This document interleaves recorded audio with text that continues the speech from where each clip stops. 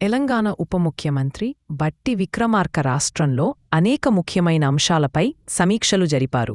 ముఖ్యంగా రాష్ట్రంలో పెరుగుతున్న విద్యుత్ అవసరాలు, రాజీవ్ యువ వికాసం పథకం పురోగతి, సింగరేణి సంస్థ భవిష్యత్తు ప్రణాళికలపై సచివాలయంలో ఆయన అధికారులతో చర్చించారు. ఈ పథకంపై ముందుగా నిర్దేశించుకున్న క్యాలెండర్ ప్రకారమే లబ్ధిదారులను ఎంపిక చేయాలని అధికారులను ఆదేశించారు.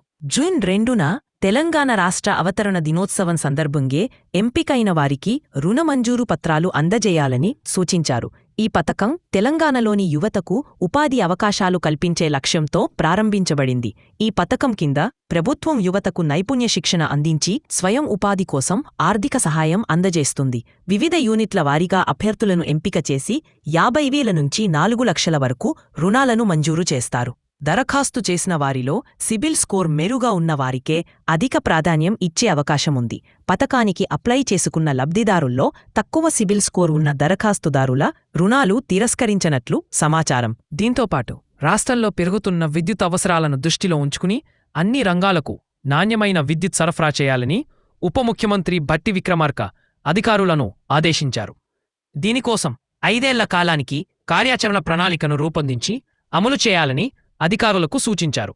రాష్ట్రంలో అంతర్జాతీయ టెక్నాలజీ, ఫార్మా, మ్యానుఫ్యాక్చరింగ్ సంస్థలు పెట్టుబడులతో తమ కార్యకలాపాలు విస్తరిస్తున్నాయని, దీనివల్ల అంచనాలకు మించి విద్యుత్ డిమాండ్ నెలకొంటుందని ఆయన చెప్పారు. సచివాలయంలో సింగరేణి భవిష్యత్తు విస్తరణ ప్రాజెక్టులపై ఆయన కూడా సమీక్ష నిర్వహించారు.